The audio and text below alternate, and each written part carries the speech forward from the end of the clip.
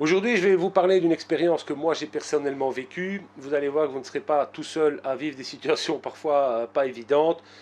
Bonjour, c'est Jean-Michel, bienvenue dans Pause Café.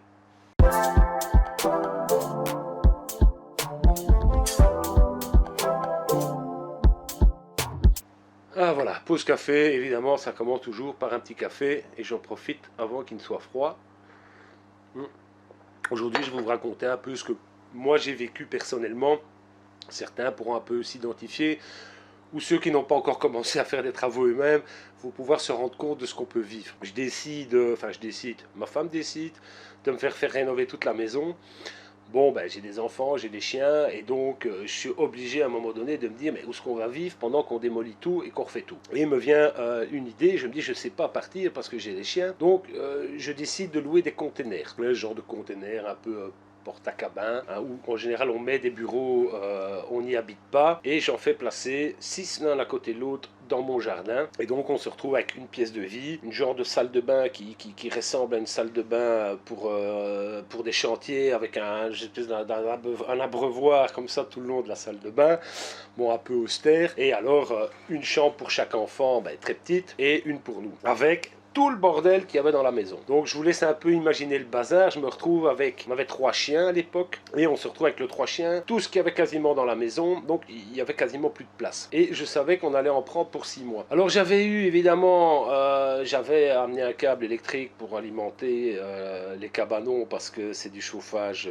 électrique là-dedans, et j'avais amené un tuyau d'eau. En me disant, bon, on avait commencé les travaux, on était à l'entrée de l'hiver, et j'avais voulu me faire un peu l'économie de creuser une petite tranchée pour amener l'eau, donc faire passer le tuyau, puisqu'on sait bien que s'il gèle un tuyau d'eau dehors, ça va poser des problèmes. J'avais été un peu trop optimiste, je pense, et donc, et vu la dureté du sol, j'avais un peu hésité, parce que c'était quand même un peu loin de la maison, j'avais un peu hésité à creuser cette fameuse tranchée. Et je m'étais dit, bah, je vais laisser passer le tuyau, je vais mettre un petit peu de laine de verre autour, et à mon avis, on n'a plus des hivers quand même terribles, ça devrait faire l'affaire. Bon, sauf que cet hiver-là, évidemment, il a gelé plus que de coutume, et on s'est retrouvé pendant, je crois qu'il a gelé pendant, je sais plus, 3-4 semaines, quelque chose comme ça. Et donc évidemment, un matin, je veux prendre ma douche, Tintin, il n'y avait plus d'eau. Bon, je me dis, c'est pas très grave. Bon, si je prends pas une douche un jour, je me débrouillerai pour me laver, aller chercher une bouteille d'eau. Sauf que, évidemment, aller à la toilette, c'était terminé aussi. Et donc, on se retrouve dans une situation où, à 4, plus les 3 chiens, bon, ma femme avait eu l'excellente idée de vouloir, étant donné qu'on avait un chien qui était un petit peu vieillissant, donc elle voulait absolument un chien supplémentaire. Et donc, on a vraiment été cinglés parce qu'on a pris un 4e chien. Voilà, comme si on n'était pas encore assez à l'étroit. Donc, bah, c'est clair que la promiscuité étant là, on est tous un petit peu quand même vachement plus nerveux. Bon, la gestion du chantier, tous les jours les ouvriers qui passent devant le cabanon, le bruit, la poussière environnante parce qu'on disquait un petit peu à gauche, à droite, etc. Et un soir, je m'endors comme tous les jours. Non seulement on avait déjà plus d'eau, et il faut savoir aussi une chose, c'est que ces cabanons, c'est une genre de frigolite, hein, c'est un polystyrène, mais je sais pas, 8 cm, donc une fois que vous mettez les radiateurs électriques, il y en avait un par compartiment, donc il y en avait plus ou moins 6 en tout. Une fois que vous mettez ça en route, ça pompe méchant, ça. Hein. Oui, mais le problème, c'est que le compteur de la maison, je tirais tout du compteur, c'était pas encore renforcé à ce moment-là. Et donc, si j'allumais tout en même temps, c'est fini, ça explosait, le compteur déclenchait et c'était terminé. Donc, avant d'aller dormir, on devait, avec parcimonie, régler chaque petit radiateur. Bon, évidemment, on coupait tout dans le salon, on mettait tout dans les chambres. Sauf que une nuit, je me réveille parce que, à un moment donné, j'avais le nez mais gelé de chez gelé. Et je me dis, c'est quoi ce bazar, quoi? Bon, merde, dans le noir, parce qu'évidemment, les interrupteurs, ils sont pas à côté du lit, hein, ils sont à l'entrée du cabanon. Entre les caisses, dans le noir, essayer de trouver déjà mon peignoir, en me disant, c'est bon, je peux sortir du cabanon, traverser tous les cabanons, sortir à travers le jardin. Mais bon, j'avais laissé 2 de mes chiens au tout début des travaux avec un canon à chaleur dans le bâtiment parce que au début je voulais pas trop avoir tous les chiens dans le cabanon et je me retrouve à rentrer déjà avec les chiens qui m'aboient dessus. Je me dis encore un peu, je vais me faire bouffer par mes propres chiens qui sont là normalement pour me défendre. Enfin bon, soit. Bon, aller trouver le compteur, tout rallumer.